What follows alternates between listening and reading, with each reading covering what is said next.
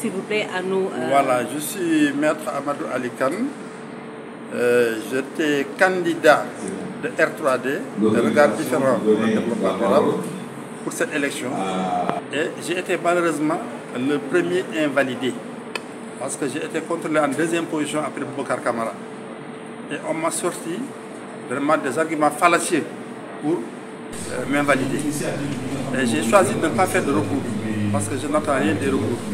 Et en particulier des recours faits contre le contrôle des parrainages. Parce que dans la jurisprudence habituelle du Conseil constitutionnel, il déclare ce type de recours irrecevable. C'est pourquoi je n'en ai pas fait. Alors, ce que je voulais maintenant moi dire, c'est que nous devons mener des combats de principe et non des combats d'intérêt. Il ne faut pas attendre que subisse un préjudice pour se lever et commencer à se battre et demander qu'on te rétablisse dans tes droits.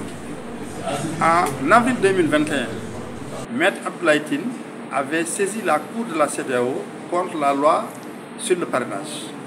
Et la Cour avait rendu une décision en disant que cette loi, elle violait le secret d'abord du vote, puisque l'électeur n'a le droit de parrainer qu'une seule personne, qu'un seul candidat. Donc on ne voit pas quelqu'un parrainer une personne pour laquelle il ne vote pas. Donc il y a présomption déjà que vous allez voter pour cette personne, ce qui est une violation du secret du vote. Ensuite, cette loi restreignait le droit de libre participation aux élections, qui est reconnu par la Charte africaine des droits de l'homme, le Pacte international des civils et politiques et par la Déclaration universelle des droits de l'homme à tout citoyen. Chaque citoyen a le droit de participer librement à la gestion des affaires publiques en se portant candidat. Et aujourd'hui, on reste dans ce droit-là. Et malheureusement, personne n'a rejoint Maître Tine dans son combat pour que cette loi soit modifiée, voire même supprimée. Il a fallu attendre maintenant que des personnes soient affectées par cette loi pour que ce combat soit aujourd'hui mené. C'est bien de le mener, mais moi j'estime qu'il ne faut pas le mener sous l'angle de l'intérêt de telle ou telle personne, mène un combat individuel, un combat personnel. Mais j'ai dit qu'il faut poser le combat en termes de principe. Et je pense que c'est ça qui est légitime. D'accord, résumez-moi en wolof s'il vous plaît. Bu gàtt rek pour suñu. waaw dama ni que man maay Maître Amadou Ali Kane nekkoon candidat parti bu ñuy wax R3D maanaam regard différent pour un développement durable boo xamante ne inspecteur Alioune Ndiaye moo ko jiite. mais man nag maa nekkoon candidat man nag la ñu njëkk invalidé ndaxte après Boubacar Camara xam ne ñëpp xam nañu validé nañ ko man maa ci topp ban lañu contrôlé.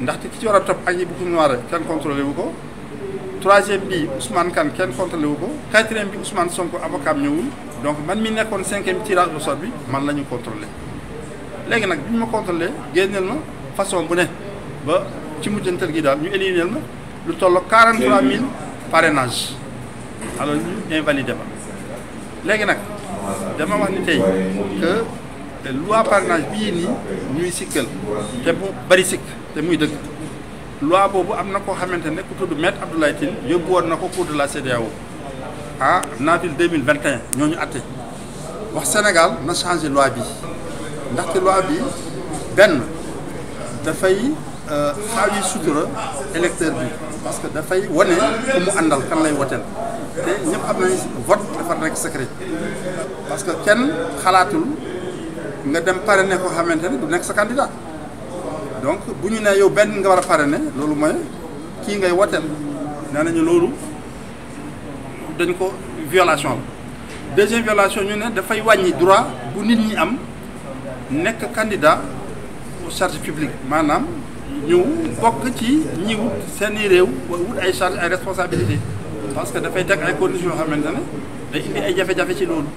loolu ba tax ñu ne Sénégal soit bu abattre loi bi wala mu modifié ko waaye bi Tine defee combat boobu ba gagné ko kenn jàppalewu ko ci il a fallu que tey ñu dem élection nit ñi am ay jafe-jafe bi ñu amee ay jafe-jafe ñu engagé combat pour ñu rétablir leen seeni droit mais loi bi tudduñu ko dama ni nag man ci sama bopp dama jàpp ni combat bi ñu war a mëne mooy combat xeex loi boobu ñu dindi ko élection mën a am ñu wut yeneen condition ni ñuy sélectionné ñi lu nekkul lii te ñun ñëpp xam nañ ne ni ñuy collecté parrainage yi ni ñu koy yóbboo foofu ni ñu koy contrôlé dara nekku ci lu leer yëpp a lëndëm ñun ñëpp xam nañ ni fii nit ñi dañu doon jaay seen parrainage loolu kay ñëpp xam nañ ko nit ñi xam nañu aussi parrainage boo xam ne dañ koy contrôlé ci tirage au sort ñëpp xam nañ ni loolu itam jaaduwul donc bari na ay sikki sàkka yu ci nekk